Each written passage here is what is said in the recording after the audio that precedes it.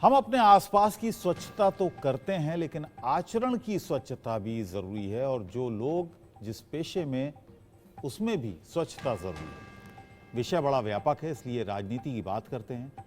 राजनीति में अगर स्वच्छता की बात करें और किसी राजनेता से इसके बारे में पूछें, तो सभी मर्यादा की बात करेंगे, एक दूसरे के सम्मान की बात करेंगे, भाईचारे की बात करेंगे। लेकिन ऐसे अनेक नेता हैं जिनके बयानों से राजनीति की मर्यादा तार तार हो गई। कहीं ना कहीं स्वच्छता भंग हो गई। बयानों की फहरिस्त भी लंबी है, लेकिन जरा सोचिए, राजनेता कई लोगों के आदर्श होते हैं। उनकी जीवन शैली, उनके बयान, उनके रहन सहन के तरीके, उनका आचरण सार्वजनिक जीवन के लोगों की जीवन शैली को प्रभावित करते हैं।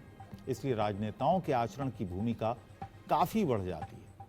उनके समर्थक और प्रशंसक तो उनकी हर बात को अंतिम सत्य तक मान लेते हैं। ऐसे में कई बार कुछ जरूरी बयान और आचरण को भी लोगों का समर्थन मिल जाता है। और इस सब का दायित्व है कि हम जहां जिस पेशे में हैं उसकी स्वच्छता और शुचिता को समझें। मन अगर स्वच्छ हो तो वातावरण भी स्वस्थ बन जाता है। इसलिए क्यों नहीं स्वच्छता अभियान की पहल आचरण से भी की जाए, प्रोफेशन से भी की जाए। बापू ये भी तो चाहेंगे कि हम सत्य बोलें। सत्य अपने आप में आचरण की स्वच्छता है। अहिंसा समाज के उत्कर्ष के लिए स्वच्छता है। सत्याग्रह वह स्वच्छता है जिसमें सभ्रांत तरीके से विरोध का स्वर बुलंद होता है। मर्यादित जीवन शैली, अनुशासन से भरी दिनचर्या हमें मजबूत बनाती है। राजनीति होनी चाहिए, लेकिन मर्यादा तो भंग नहीं होनी चाहिए। आज के दिन इस पर विचार करना बेहद जरूरी है।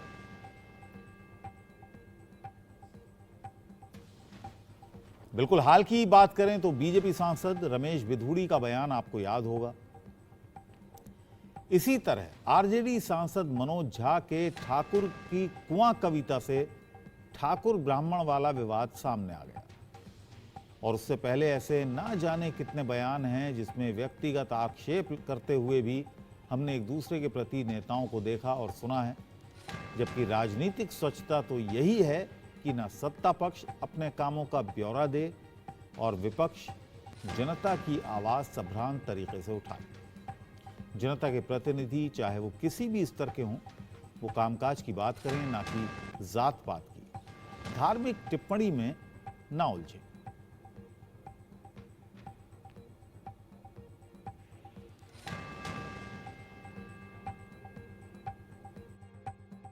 इस रावण अशोक गहलोत को समाप्त करना चाहते हो तो दाना उठा, भुजाएं उठाओ और राजस्थान में राम राज्य की स्थापना के लिए, राजस्थान में राम के राज्य की स्थापना के लिए संकल्प करो। बात ठीक है। राज कर रहा, नीचे राज कर रहा है।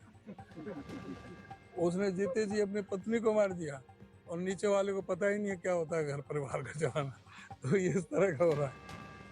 बात ठीक है। राज कर रहा, नीचे राज कर रहा है। उसने जीते जी अपनी पत्नी को मार दिया और नीचे वाले को पता ही नहीं है क्या होता है घर परिवार का चलाना। तो ये इस तरह का हो रहा है।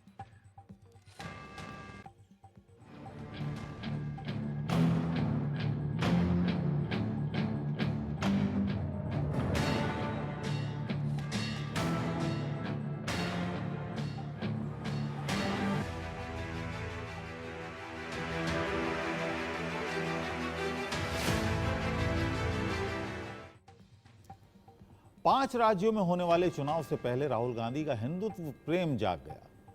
कांग्रेस सांसद ने एक लेख के जरिए हिंदू धर्म को लेकर अपने विचार रखे। राहुल लिखते हैं कि हर प्रकार के पूर्वाग्रह और भय से मुक्ति पाकर सत्य के समुद्र में समा जाना ही असली हिंदू धर्म है। वो लिखते हैं कि निर्बल की रक्षा का कर्तव्य ही हिंदू का धर्म है। राहुल कहते हैं कि हिंदू धर्म को कुछ मान्यताओं तक सीमित नहीं रखा जा सकता, ना ही उसके लिए किसी राष्ट्र या भौगोलिक दायरे में उसे बांधा जा सकता।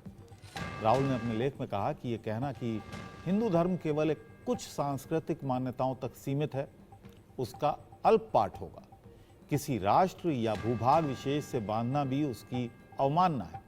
लेख की शुरुआत उन्होंने सत्यम शिवम सुंदरम से की।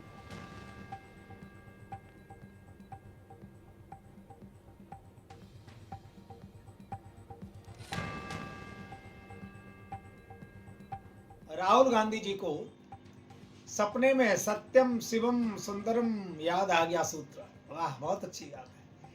पर ये केवल चुनाव में सनातन धर्म को मानने वाले लोगों को गुमराह करने के लिए है कि सही में सत्य याद आ गया है?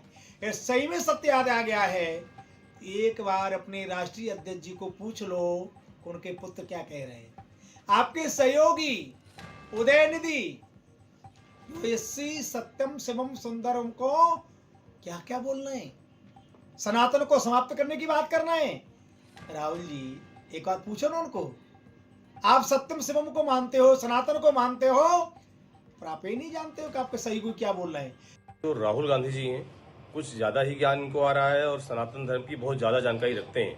यहाँ तक कि इस जो भी इन्होंने टिप्पणी की है, इस टिप्पणी के माध्यम से पता लगता है कि सनातन धर्म का बहुत अच्छा ज्ञान रखते हैं। जबकि 2014 से पहले ये इतिहार पार्टी बनाना और टोपी लगा करके मतलब जो भी विशेष समुदाय के लोगों का सहयोग करना, अभी भी ऐसे ये शब्द बोलते हैं जो कहीं ना कहीं इनको मतलब जनता जानती भी है, लोग भी जानते हैं, और ये लगता है कि ये किसका सपोर्ट कर रहे हैं, किसका पक्ष ले रहे हैं और किसके साथ हैं, ये स्वयं क्या है, ये हर कोई जानता है। लेकिन जब ये ज्ञान देते हैं, जनेऊ पहन करके मंदिरों में जाना, यहाँ वहाँ तीर्थों की यात्रा करना, जब चुनाव आता है तभी इनको याद आता है, इससे पहले याद नहीं आता। राहुल गांधी जी का ट्वीट पढ़ के मुझे बहुत अच्छा लगा। मैं आश्चर्यचकित भी हुआ कि अचानक हिंदुज़्म की इतनी जानकारी उन पर कहाँ से आ गई।